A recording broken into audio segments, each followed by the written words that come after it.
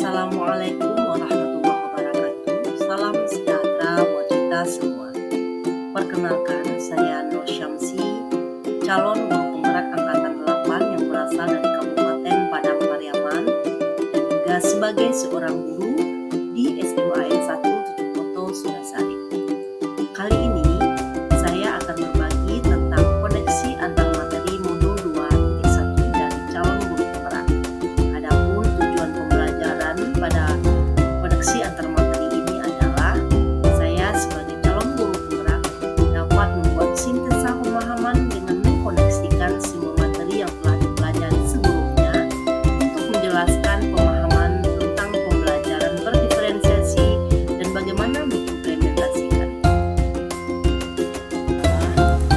Serangkaian keputusan masuk akal atau common sense yang dibuat oleh guru yang berorientasi kepada kebutuhan. Hal yang mempengaruhi adalah yang pertama, kurikulum.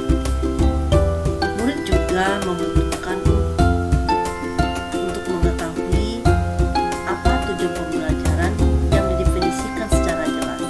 Nah, jadi bukan si guru saja yang berhak mengetahui tujuan pembelajaran, si peserta didik juga berhak mengetahui dengan jelas apa dari tujuan pembelajaran yang dipelajari hari ini.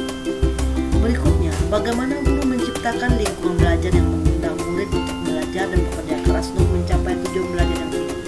Di sini guru berperan sebagai motivator, mampu untuk mengeksplor kemampuan peserta didik sehingga dia bisa menggunakan kompetensi dan minatnya sehingga memiliki keinginan yang keras untuk belajar. Berikutnya adalah bagaimana guru menanggapi atau merespon kebutuhan belajar muridnya.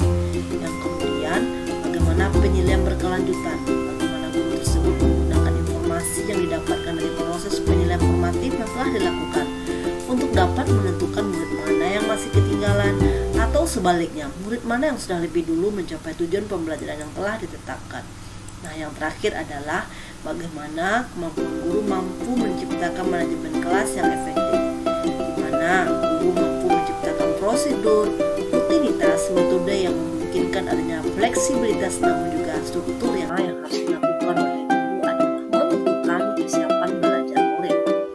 Kesiapan belajar atau readiness adalah kemampuan guru untuk menentukan kapasitas murid untuk mempelajari materi, konsep, atau keterampilan baru, di mana guru mampu mempertimbangkan tingkat kesiapan murid yang mana akan membawa murid keluar dari zona nyaman mereka dan memberikan tantangan namun dengan lingkungan belajar yang tepat dan dukungan yang memadai.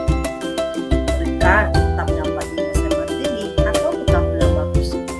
Nah, salah satunya menurut Tom Linson 2001 mengatakan bahwa merancang pembelajaran itu mirip dengan menggunakan tombol equalizer pada stereo komputer CD.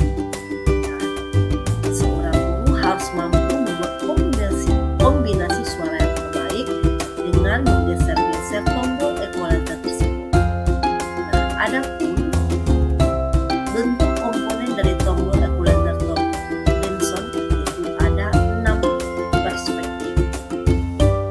Bisa kita lihat pada slide berikutnya.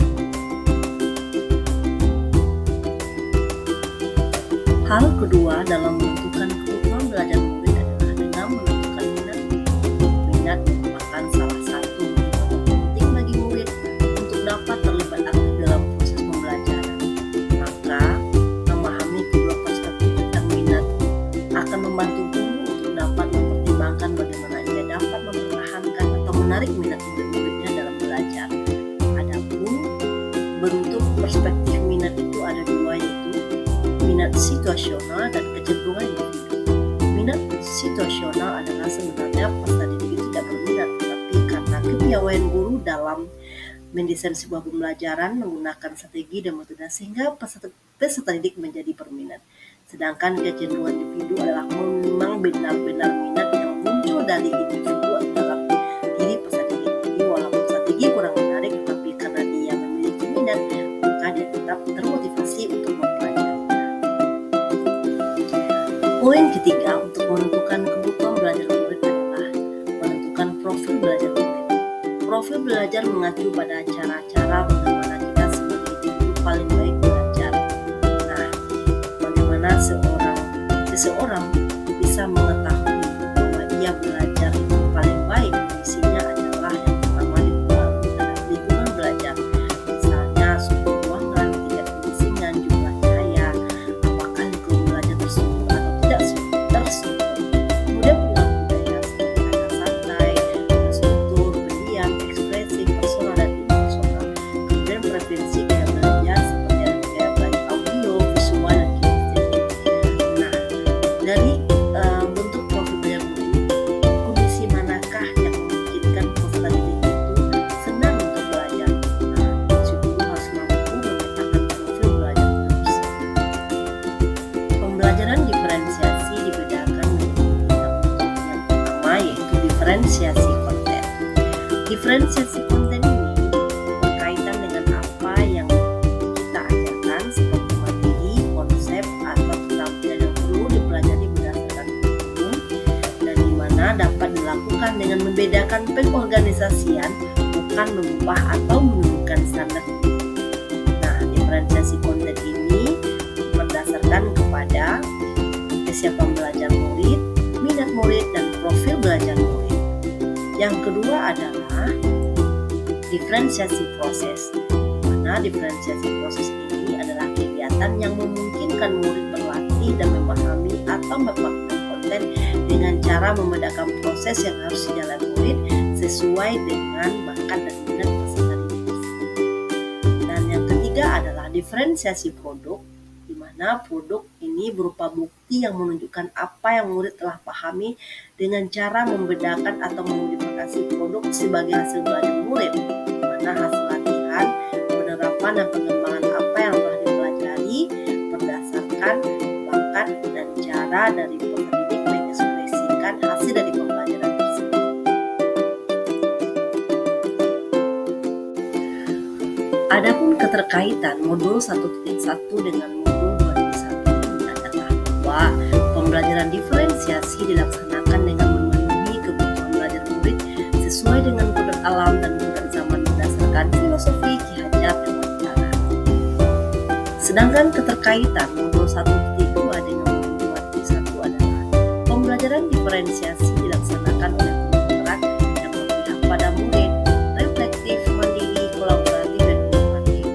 Dan untuk menciptakan pembelajaran yang menyenangkan dan dapat memenuhi kebutuhan murid, hal ini sesuai dengan nilai dan peran guru sebagai seorang penggerak. Keterkaitan modul 1.3 dengan modul 2.1 adalah bahwasanya pembelajaran diferensiasi dapat menjadi salah satu strategi untuk mewujudkan visi guru penggerak yang berpihak pada murid. Nah, bagian terakhir adalah modul 1.4. Bagaimana keterkaitannya dengan modul 2.1? Pembelajaran diferensiasi akan berjalan dengan lancar di kelas jika guru membuat kesepakatan kelas bersama-sama sebelum mulai pembelajaran ataupun dibuat ketika pertama hadir di kelas. Dengan membuat kesepakatan kelas, proses pembelajaran diferensiasi akan berdampak positif sesuai dengan nilai-nilai budaya yang telah diterapkan dan disepakati secara bersama. Demikian Bapak Ibu guru hebat, saya memaparkan tentang koneksi antar materi modul 2.1 dari Nur Syamsi, calon guru penggerak angkatan 8 dan berasal dari Kabupaten Padang Pariaman. Semoga paparan ini bermanfaat dan saya ucapkan terima kasih atas perhatian Bapak Ibu. Assalamualaikum warahmatullahi wabarakatuh.